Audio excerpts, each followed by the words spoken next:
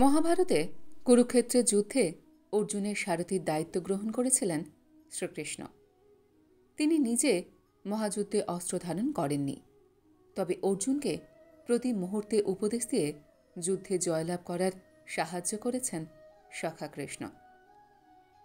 কুরুক্ষেত্রের মহারণ শুরু হওয়ার আগে সংশয়াবিষ্ট অর্জুনকে জীবনের ধর্ম ও কর্মের আদর্শ পাঠ দিয়েছিলেন।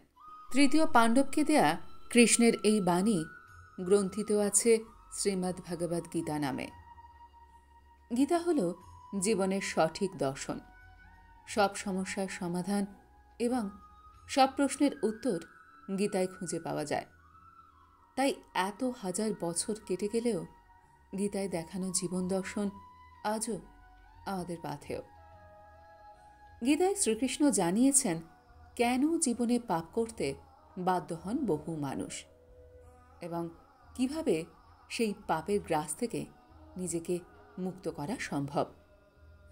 গীতায় অর্জুন প্রশ্ন করেছেন, হে কৃষ্ণ, মানুষকে দিয়ে কে পাপ করায়? সেই মানুষ পাপ করতে না চাইলেও যেন সে বাধ্য হয় পাপ কর্মে রত হতে। উত্তরে শ্রীকৃষ্ণ বলেছেন, মানুষের লোভ ও কায়েমি স্বার্থ তাকে দিয়ে পাপ কাজ করিয়ে নেয়। গীতার বাণী অনুসারে অনেক সময় মানুষ হয়তো প্রথমে পাপ কাজে যুক্ত হতে চায় না, তার বিবেক তাকে বাধা দেয়। কিন্তু মানুষের মনের লোভ যখন ডালপালা মেলে, তখন বিবেকবোধ হারিয়ে যায়। নিজের লোভ ও লালসাকে চরিতার্থ করতেই পাপ কাজে নিজের হাত কর্দমাক্ত করে মানুষ।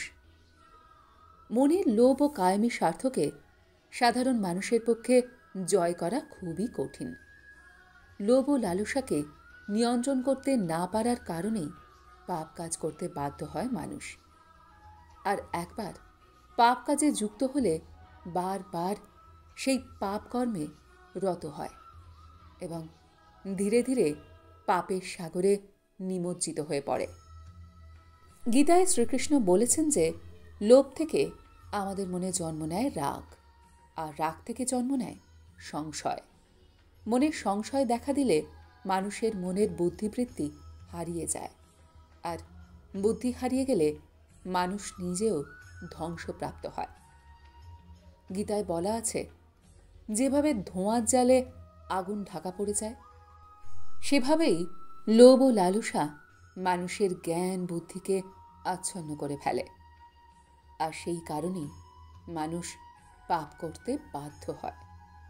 কিন্তু এই পাপ এড়ানোর উপায় বা কি? ভগবান শ্রীকৃষ্ণ পাপ কিভাবে এড়ানো যায় গীতায় তার পথ দেখিয়েছেন। লোভ ও লালসা থেকে নিজেকে মুক্ত করতে পারলেই পাপের পথ এড়ানো সম্ভব। এর জন্য মোহমুক্তি ঘটাতে হবে।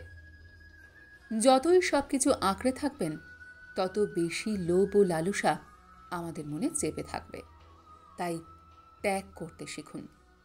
পাপ থেকে মুক্তি পাওয়ার এটাই সব থেকে বড় উপায়।